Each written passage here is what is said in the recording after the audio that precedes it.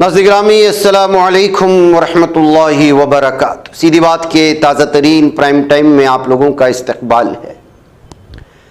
ناظرین گرامی، جرأت، شجاعت، عزم و استقلال، ذہانت، فراست، مستقبل شناسی اور جنگی حکمت عملی، یہ پہچان ہے حضرت ٹیپو شہید رحمۃ اللہ علیہ کی، جن کی یوم پیدائش ابھی ایک دن پہلے گزری۔ اس موقع پر میں نے اپنی ٹیم کے ساتھ اور کچھ علماء کے ساتھ ہمارے بنگلور سے قریب، چونکہ یہ شاہی گنبد ہے جہاں پر حضرت ٹیپو شہید رحمۃ اللہ علیہ اور ان کے والد اور والدہ اور ان کے اہل خاندان اور ان کے فوج والے جہاں پر آرام فرما رہے ہیں، تو ہم بھی گئے نظارہ کرنے کے لیے اور سوچا کہ کیوں نہ اس سلسلے میں کچھ دلچسپ باتیں آپ لوگوں کے سامنے رکھیں۔ ناظرین گرامی، کیا آپ کو معلوم ہے کہ حضرت ٹیپو سلطان شہید رحمۃ اللہ علیہ، جو میں نے ابھی ان کے سامنے کچھ تفصیلات ان کے بارے میں رکھی، اس کے علاوہ بھی وہ ایک تحقیقی تجسس رکھنے والے، تخلیقی صلاحیتوں کے مالک تھے۔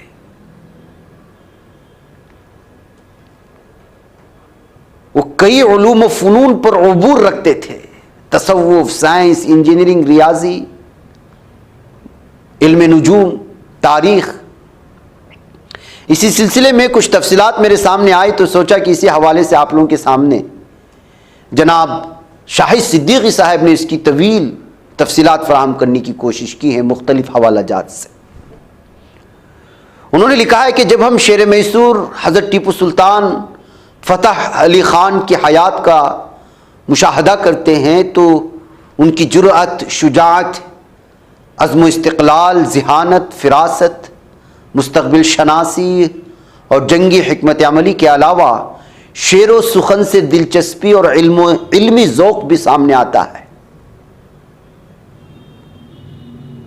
شیر میسور کو بچپن سے ہی اوراق گردانی کا بے حد شغف تھا۔ حضرت ٹیپو شہید رحمۃ اللہ علیہ کی تحقیقی تجسس اور تخلیقی صلاحیتوں کو دیکھ کر سلطان حیدر علی خان، جو ان کے والد ہیں، انہیں بڑی شفقت سے سمجھایا تھا کہ سلطنت کے لیے قلم سے زیادہ تلوار کی ضرورت ہے۔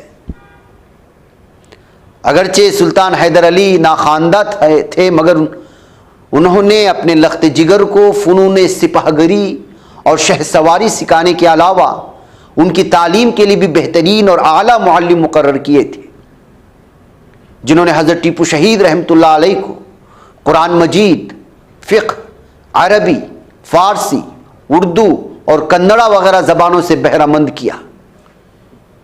یہی وجہ تھی کہ سن شعور سنبھالنے کے بعد وہ کسی بھی علمی موضوع یا فن پر کسی پس و پیش کے بغیر اپنی رائے کا برملا اظہار کر سکتے تھے۔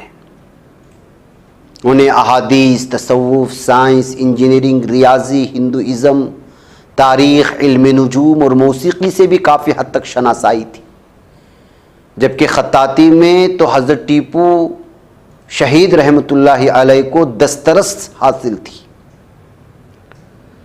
حضرت ٹیپو سلطان شہید رحمۃ اللہ علیہ کی زندگی کا بیشتر حصہ میدان جنگ اور گھوڑوں کی زین پر گزرا۔ اس کے باوجود ان کے علمی انہماک میں کوئی کمی واقع نہیں ہوئی۔ اہل علم اور شعراء ان کے دربار کی زینت بنتے تھے، جن سے وہ مختلف موضوعات پر تبادلے خیال کرتے تھے، جن کا اعتراف برطانوی مورخین اور کمانڈروں نے بھی کیا۔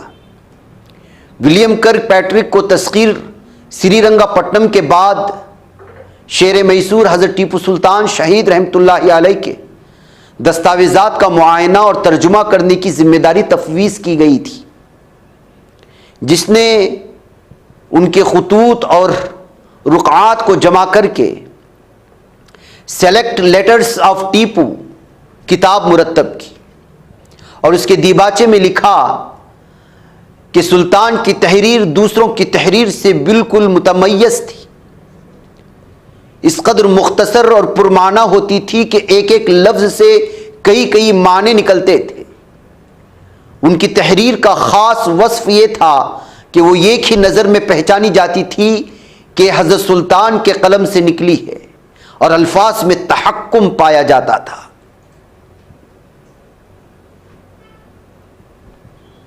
حضرت سلطان شہید رحمۃ اللہ علیہ اپنے ہر فرمان اور دیگر تحریروں پر جو ان کے معتمد لکھتے تھے، ان پر اپنے قلم سے بسم اللہ الرحمن الرحیم لکھ کر اپنی مہر ثبت کر دیتے تھے تاکہ اس میں کوئی کسی لفظ کا اضافہ نہ کر سکے۔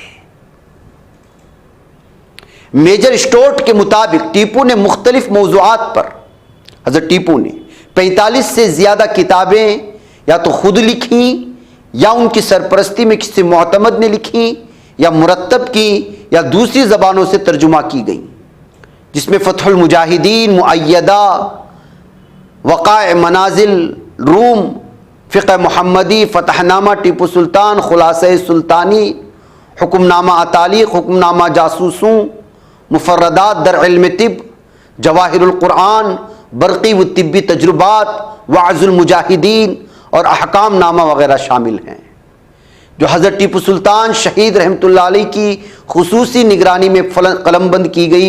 ان کتابوں میں اکثر مضامین اور اشعار حضرت ٹیپو شہید رحمۃ اللہ علیہ کے قلم سے نکلے ہیں، یہ تصور کیا جاتا ہے۔ حضرت ٹیپو سلطان شہید رحمۃ اللہ علیہ کو کتب بینی کا بے حد شوق تھا، خصوصاً تاریخ، فلسفہ، تفسیر و احادیث وغیرہ کی کتابیں ان کے زیر مطالعہ رہتی تھی۔ رات میں بستر پر لیٹتے وقت کسی کتاب کا مطالعہ کرنا ان کے معمول کا حصہ تھا۔ ان کے محل کی ذاتی لائبریری میں 2000 عربی، فارسی، ترکی، اردو اور ہندی کے بیش قیمت مخطوطات کے علاوہ مختلف فنون جیسے حدیث، فقہ، تصوف، ہندوازم، تاریخ، فلسفہ، طب، صرف و نحو، علم نجوم، موسیقی، حربیات، شاعری اور ریاضی کے علاوہ 1889 نادر کتابیں موجود تھیں۔ ان میں اورنگزیب عالمگیر رحمۃ اللہ علیہ کا ایک انمول قرآن مجید کا نسخہ بھی موجود تھا۔ ان تصانیف کی جلد سازی سری رنگا پٹنم میں ہوئی تھی۔ ان کے پٹھوں کے وسط میں خدا، محمد، فاطمہ اور حسن و حسین کے نام اور چاروں کونوں پر خلفائے راشدین کے نام تمغے کی طرح درج ہوتے تھے۔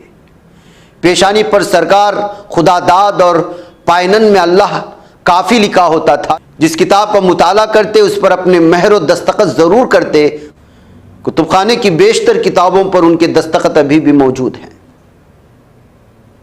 ان کے علم نوازی کا ہی ثبوت ہے کہ انہوں نے سری رنگا پٹنم میں جامع الامور کے نام سے ایک یونیورسٹی قائم کرائی تھی، جس میں دینی اور جدید علوم کی تعلیم دی جاتی تھی۔ علاوہ ازیں سلطنت کے قاضیوں اور مساجد کے ائمہ کو تلقین کی گئی تھی کہ وہ ہر مسجد میں ایک مکتبہ بھی ضرور قائم کرے جہاں بچوں کی تعلیم کا معقول انتظام ہو اور انہیں تعلیم کی طرف راغب کیا جائے۔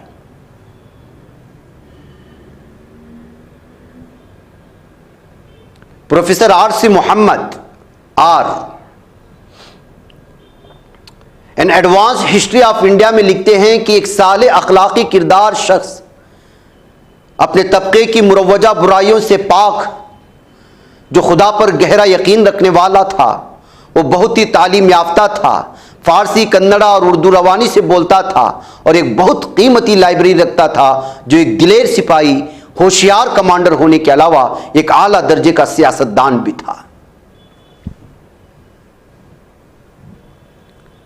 حضرت ٹیپو سلطان شہید رحمۃ اللہ علیہ کو ناظرین گرامی، جنگ و جدل کے علاوہ جتنا بھی وقت ملا انہوں نے اپنی رعایا کی فلاح و بہبود پر صرف کیا۔ ان کی سیادت میں قائم مختلف محکمہ جات کی تعداد 99 تھی۔ حکومتی انتظام میں رعایا کو شامل کرنے کی مہم کا آغاز کیا، جس کی تکمیل کی ایک مجلس زمرہ غم نباشت قائم کی گئی، جس کے پیش نظر شخصی اقتدار کے بجائے مشاورتی حکومت کا قیام عمل میں آیا۔ ناظرین گرامی، یہ مختصر ان کی علمی لیاقت کے سلسلے میں یہ تفصیلات آپ لوگوں کے سامنے آج میں نے رکھنے کی کوشش کی ہے، کیونکہ یہ تفصیلات بڑی کم ہی پائی جاتی ہیں، لوگ بہت کم جانتے ہیں کہ وہ صرف میدان کے ہی شہسوار نہیں تھے، وہ علمی لیاقت میں بھی بہت اونچی منزلوں پر فائز تھے، جس کا علم ہمیں نہیں ہے، اور شاید ایک بہت بڑا علمی طبقہ بھی اس سے نابلد ہے۔ ناظرین، مجھے اجازت دیں۔ السلام علیکم ورحمۃ اللہ وبرکاتہ۔ بچ پاتا ہے کوئی صحافی کی نگاہوں سے، ملاتا ہے یہ لوگوں کو محبت کی پناہوں سے۔ کرم اور درد مندی کا ہے ایک سنسار سیدھی بات، عزیمت جرأت و ہمت کا ہے اظہار سیدھی بات، عزیمت جرأت و ہمت کا ہے اظہار سیدھی بات۔ یہ چینل حق نگر بن کر کچل دیتا ہے فتنوں کو،